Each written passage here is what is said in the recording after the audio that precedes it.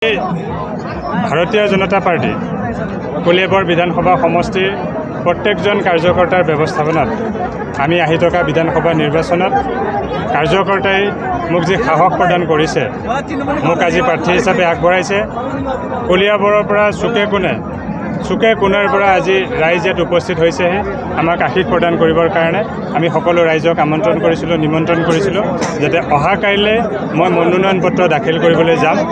অহা কাইলৈ সেই সময়টো নাপাম। আজি সকলো ৰাইজক ইয়াত আমি সমবেত কৰাইছিলোঁ।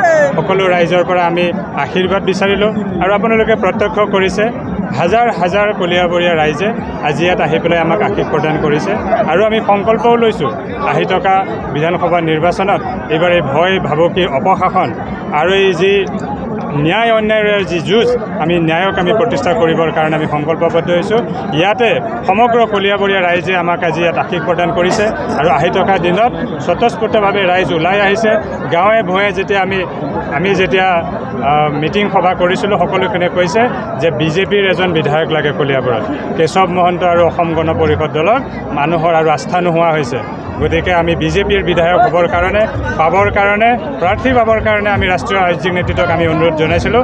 কিন্তু মিত্ৰতাত এই বিধানসভা সমষ্টি পুনৰবাৰ অসম গণ পৰিষদ দলক এৰি দিয়া আমি দেখা পালোঁ। গতিকে কলিয়াবৰীয়া বিজেপিৰ যি আমাৰ কাৰ্যকৰ্তা আছে সকলোখিনিৰ উপস্থিতিত আজি আপোনালোকে দেখি আছে কলিয়াবৰীয়া ৰাইজৰ সন্মুখত মুকলিভাৱে আমি নিৰ্দলীয়কৈ নিৰ্বাচন আমি খেলিম বুলি পেলাই আমি ৰাইজৰ ওচৰত আশীৰ্বাদ বিচাৰিলোঁ।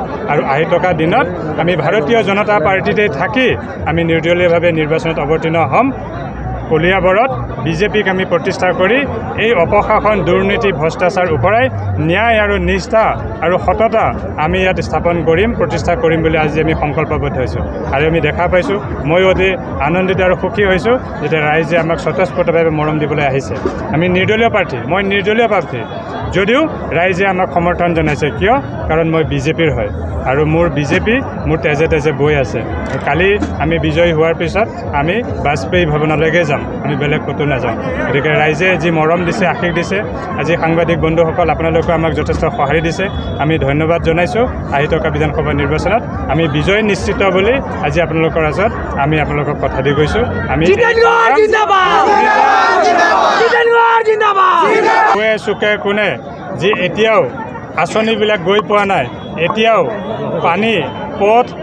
পোহৰ তিনি পৰ কথা কৈ পেলাই নিৰ্বাচনী বৈতৰণি পাৰ হোৱা কেশৱ মহন্ত ডাঙৰীয়াক ইয়াৰ পৰাই সকীয়াই দিছোঁ, এই যুঁজ এজন নিৰ্দলীয়ৰ নহয়, এই যুঁজ বিজেপি বনাম কেশৱ মহন্ত অসম গণ পৰিষদ দলৰ হ'ব আৰু ইয়াত বিজয় বিজেপিৰ হ'ব। আৰু বিজেপিয়ে প্ৰাৰ্থী হিচাপে মোক আগবঢ়াইছে। কেৱল আমাৰ চিহ্ন নাথাকিব, সকলো কাৰ্যকৰ্তা, সকলো ভাৰতীয় জনতা পাৰ্টীক ভাল পোৱা ৰাইজে আমাক স্বতঃস্ফূৰ্তভাৱে সঁহাৰি দিবৰ কাৰণে আগবাঢ়ি আছে। গতিকে ময়ো সুখী, ময়ো নিশ্চিত এই যুঁজত আমি নিশ্চয় বিজয়ী হ'ম। আৰু কলিয়াবৰ এখন সৰ্বাংগ সুন্দৰ উঠি অহা প্ৰজন্মৰ ভৱিষ্যতৰ কাৰণে, উঠি অহা প্ৰজন্মৰ সুৰক্ষাৰ কাৰণে, যুৱকসকলৰ ভৱিষ্যতৰ কাৰণে, ন্যায়ৰ কাৰণে, আই মাতৃসকলৰ, মহিলাসকলৰ সুৰক্ষাৰ কাৰণে, জ্যেষ্ঠসকলৰ শান্তিৰ কাৰণে আমাৰ এই যুঁজ।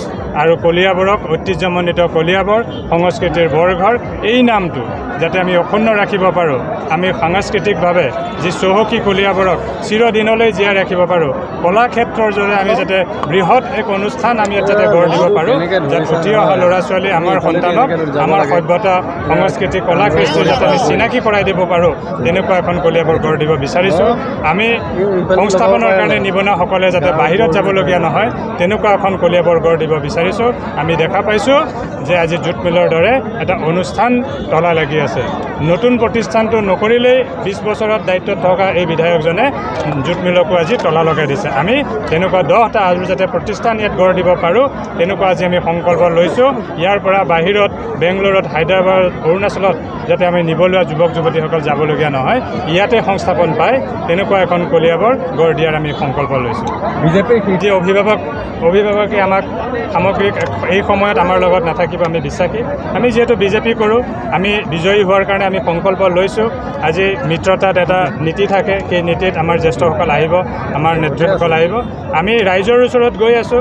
অসমত যিহেতু বিজেপিৰ চৰকাৰ তৃতীয়বাৰৰ কাৰণে গঢ় দিবলৈ গৈ আছে, গঠন হ'বলৈ গৈ আছে, ডক্টৰ হিমন্ত বিশ্ব শৰ্মা ডাঙৰীয়াক দ্বিতীয়বাৰৰ মুখ্যমন্ত্ৰী আসনত অধিষ্ঠিত হ'বলৈ গৈ আছে। আমি আজিৰ এই জনসভাতে আমি ৰাইজৰ হাতে ৰাইজেও আশীৰ্বাদ দিছে বিজেপিৰ চৰকাৰ পুনৰবাৰ হ'ব ডক্টৰ হিমন্ত বিশ্ব শৰ্মা ডাঙৰীয়া পুনৰবাৰ মুখ্যমন্ত্ৰীৰ আসনত অধিষ্ঠিত হ'ব আমি ৰাইজক এটাই কথা কৈছোঁ বিজেপিৰ চৰকাৰত যোগদানৰ কাৰণে বিজেপিৰ চৰকাৰত থাকিবৰ কাৰণে বিধায়ক প্ৰয়োজন গতিকে সেইটো কেশৱ মহন্ত ডাঙৰীয়া বিজয়ী হ'লেও চৰকাৰখনত থাকিব আৰু মই বিজয়ী হ'লেও মই চৰকাৰখনতে থাকিম খালি ৰাইজে বাছনি কৰিব বিধায়ক কোন হ'ব গতিকে ৰাইজৰ ওচৰত থাকিব ভোটাৰ ৰাইজে যি বিচাৰে সেইজনেই বিজয়ী হ'ব আৰু ইয়াত যোনেই নিজিকক জিতেন জিকক কেশৱ মহন্ত ডাঙৰীয়া দিকক বিজেপি চৰকাৰখনতে থাকিব সেইটো ৰাইজে বুজি পাইছে গতিকে ৰাইজে এটাই কথা জানিছে চৰকাৰৰ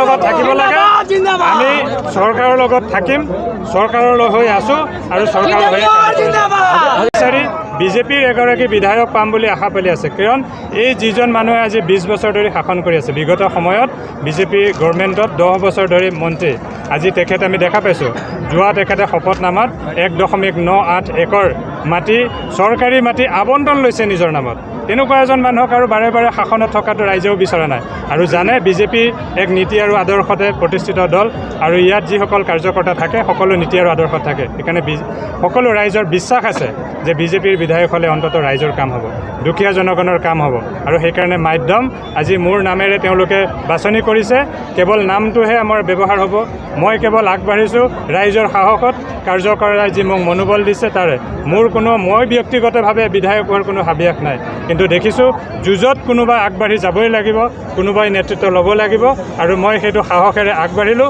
মোক সাহস প্ৰদান কৰিলে কলিয়াবৰৰ প্ৰত্যেকজন নিষ্ঠাৱান কাৰ্যকৰ্তাই মোক আশীৰ্বাদ দিলে কলিয়াবৰৰ প্ৰত্যেকজন দুখীয়া জনগণে গতিকে মই আশা কৰিছোঁ এইবাৰ ইয়াতে বিজয়ী হৈ বিজেপিক চিৰদিনৰ প্ৰতিষ্ঠা কৰিব পাৰিম ৰাইজক আমি সুবিধা আদায় দিব পাৰিম বুলি আমি বিশ্বাসী